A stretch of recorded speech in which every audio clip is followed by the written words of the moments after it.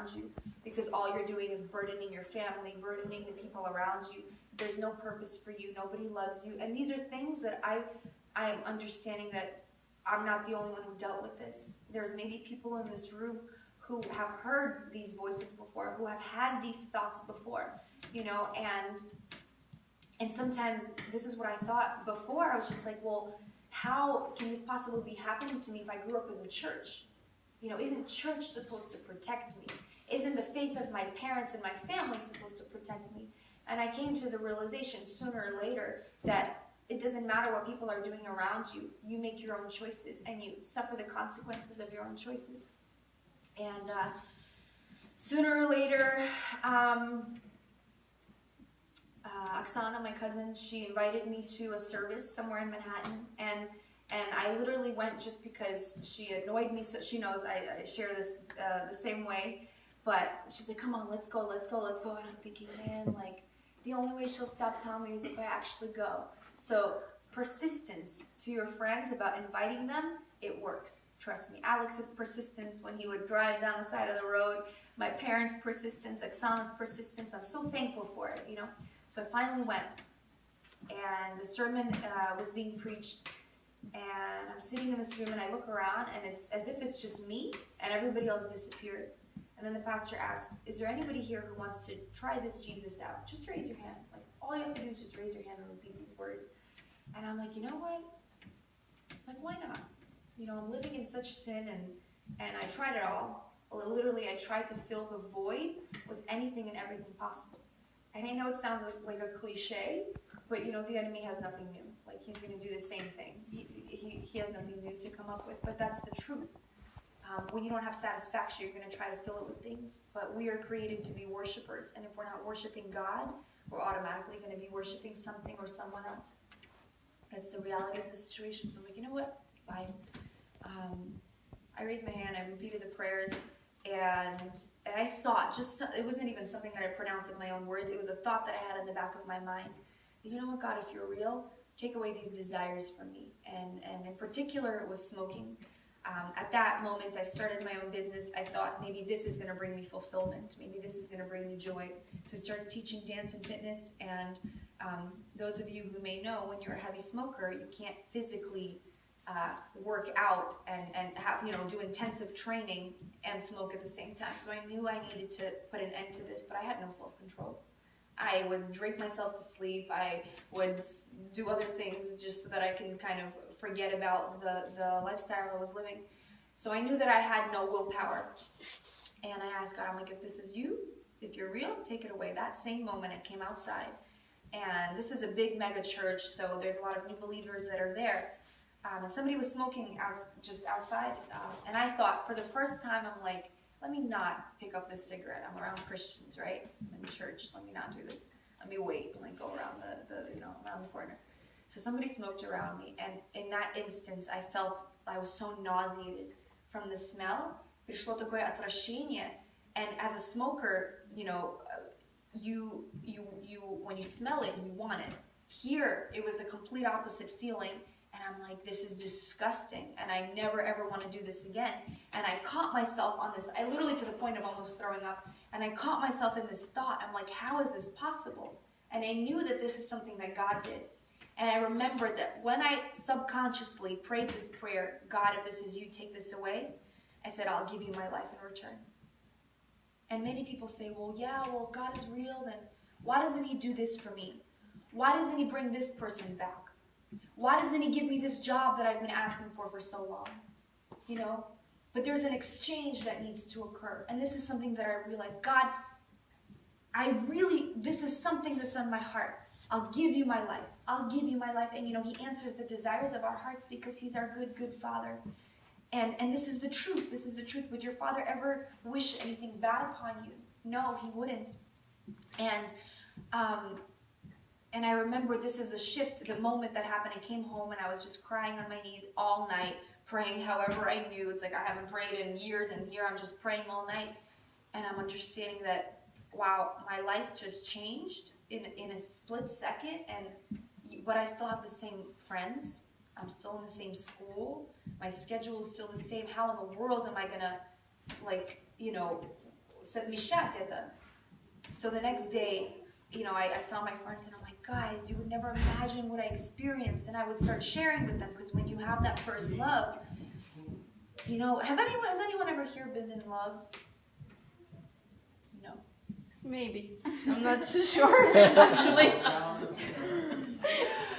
So, is it maybe okay? I thought I was in love. Let me tell you, I was in a relationship, but I thought I was in love until I experienced the presence of God.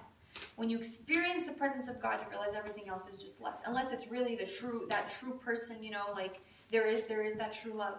But I realized that what I had was not true love. And this is something that it was hard for me to let go of in my heart. And you realize when you encounter the presence of God that everything else just drifts away. And when you're in love, and when God gives you this love for Him, you just want to shout it off the rooftops. And you want to tell the whole world. And this is what I did. And I would, like, literally people are like, she's nuts. She's crazy. She's psycho. In the middle of the street, just kind of telling people, Jesus, Jesus, you know? And it's like, and I remember myself back then. I'm like, what was driving me? It was God. It was the presence of God. And it was this love that He gave to me, you know? And sometimes people are like, why don't I have that? You know, why is it so hard? You know, like I try, but like, нету желания, and it's not there, and like I'm pushing myself, but it feels like the whole world is standing up against you, you know. And I asked myself this question too, and I asked myself, like, God, give me just this opportunity to relate to the younger generation, to relate to the people here in this world. I've been away from this country for so long. Your mindset changes, you know what I mean? And God gave me the realization that no matter where you are, no matter, you know, who you're serving, no matter who you're conversing with, I'm the same. You may change, your situation may change, your circumstance may change, but I'm still the same. And I will always be the same. He's the same God that's written here in this word over 2,000 years ago. The New Old Testament вообще was written, you know, before Christ was ever born. And here, you know, 2,000 years later, it still relates to us. It's still, how in the world can this book relate to us? Because this is God Himself, the Word that became flesh. And, you know, I can go on, but what I want to share with you guys is that there's nothing greater than knowing who God is. You know, there's nothing greater than knowing that there's someone out there in this universe who loved us so much that He literally died for you on the cross. And I know we hear this all the time. And I just pray for those words to become a revelation. You know, it says in John 3:16, for God so loved the world that He gave His one and only Son, that whoever believes in Him shall not perish, but have everlasting life. Whoever believes in Him will not go to hell. Isn't that something so incredible to know? And another thing that I would like to mention is that I asked myself why this happened. I was in ministry. God, why did you allow for this to happen? I was serving. I was in the worship team. I did everything I can. Why did you allow for me to step away from the world, you know? Because as humans, we tend to blame others. We tend to blame God. It's the easiest to blame God, right? Because you don't hear an audible voice as a reaction. So I blamed God. This is what I did. This is my testimony. This is where I came from. And I'm like, oh, why did you allow this? And I realized the essence of how this happened. I was so plugged into ministry that became my priority. It wasn't God. It wasn't my relationship with Him. It wasn't my daily getting plugged into His presence and His word. And this is what the enemy is going to do to the believers. I wholeheartedly believe this, you know. He's not just going to tempt you with the same old drugs, alcohol, boys, girls. Like, that's nonsense. That's old stuff, you know. You get over that. There's a different level. And what he does to the church today, to the generation of the young people today, is complacency. And this is something that I've dealt with being back here for this past month. It's been so hard for me. Every single day, just forcing myself to get into it's hard. There it was easier. You're on the battlefield every day. You're dealing with demons on a daily basis. Literally on a daily basis, you're dealing with demons. And if you don't get fed with the word of God every day, those demons are going to attack you.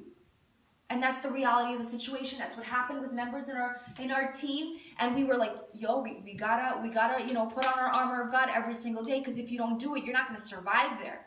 When you come back home, it's like you relax. You know what I mean? And I'm just sharing with you the reality of what I'm going through. What I believe many people are going through in the church. Many people are just Sunday Christians, or in our case, Saturday Christians. But that's not enough. That's not enough. You know how many demons there are in the church? You know how many people there are who live double lives that are in the church? And I'm not saying this to blame people, but the enemy has come to steal, kill, and destroy. And the biggest thing, in my opinion, is what he's going to do is complacency. Complacency. And you can be serving. You can be pouring out, pouring out, pouring out. When you have a vessel, when you have this cup, right? And you're constantly pouring, pouring, pouring. What about when the cup is empty? You have nothing else to give. The only way that it can be poured in is if you personally have that relationship with God. He pours into you, and through that there becomes a pouring out onto the people around you.